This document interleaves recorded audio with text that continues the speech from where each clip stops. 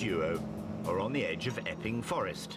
Here, in Seward's Stonebury, this very locale was crucial to the survival of one of the world's most successful movements. Oh! Not bad, Tash, is it? Scouts HQ. So... Are you prepared? Be prepared. Yeah. This is Gilwell Park, the international mecca and training ground of the phenomenon that is the Scout movement, spawning an estimated 500 million Scouts since its creation over 100 years ago. That screams Scout Hall to me. Danny and Natasha are meeting with Scout leader Caroline Pantling. This is lovely. Dib-dib-dob, you two. You must be Caroline. Hi, Natasha. Hello. Hi, How Danny. This is the main man. Lovely Thank you to meet for having us. both. Oh, it's an honour. How did the Scouts begin? So Scouts were the brainchild of a gentleman called Robert Baden-Powell. He had had a career in the British Army, and he thought that there was a need for a scheme that would help young people achieve their potential.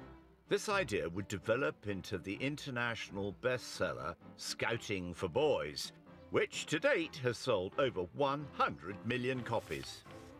And here we have his handwritten manuscript for it, which is amazing. What, the actual original? Oh, wow. And so he included things like illustrations on how to do knots. Oh, they love a knot, don't they, the Scouts? We do love a knot.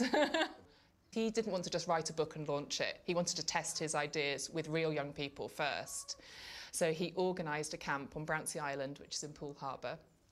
And he took 10 boys from fee-paying public schools and then 10 boys from the local boys' brigade, so mixing social classes, which would be really innovative for that time. By 1909, Scouting for Boys had been translated into 5 languages. And a Scout rally in London attracted more than 11,000 Scouts. Were you ever a Scout? I went Cubs once, but it wasn't as grand as this. It was in East London, and I think I sobbed my heart out on the first day, and my mum took me home. I didn't persist to it. I was very young. I think I had an issue around the socks. Yeah, we're not so rigid on sock. You're not now, no. Today it's a bit more flexible. But it wasn't just for boys. Baden-Powell recognised that girls dearly wanted to be involved too. And one of the things we have in this book is on the first page a lovely quote that the girls who wrote this book had copied out from the Scout magazine about Baden-Powell, saying he thinks that girls can get just as much healthy fun and enjoyment out of scouting as boys can. So in August 1909 he says that he's going to launch a separate organisation called the Girl Guides, and they start the following year. Following the First World War, the movement had lost at least 7,000 leaders and older boys. To ensure the future of the Scouts, a training ground was vital. Gilwell Park was the perfect location. Training and camps began here in 1919. This is known as the Gilwell Oak, and it's on the edge of the training ground.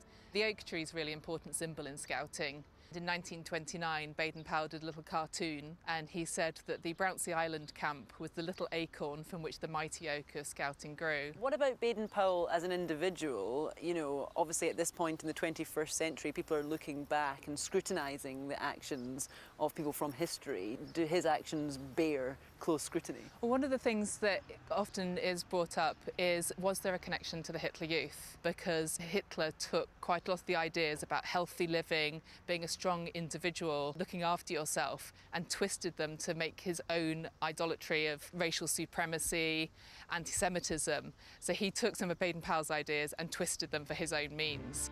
Essentially, the ultimate aim of Baden-Powell was to create a movement that didn't discriminate against gender, class or race, a stark contrast to the Hitler Youth. How did the movement become international? So really quickly, actually. Initially through a lot of the British Empire.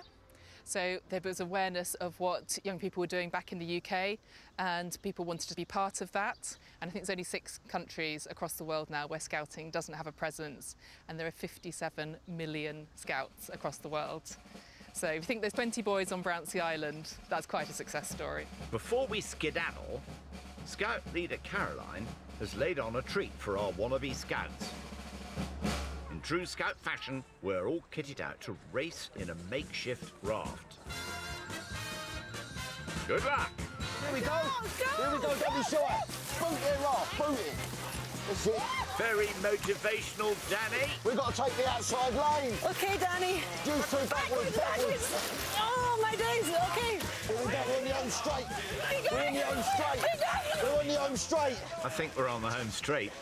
Straight, let them all over the gaff, this mob. Coming in. Yes! Yes! Blimey, I feel quite exhausted now. All together.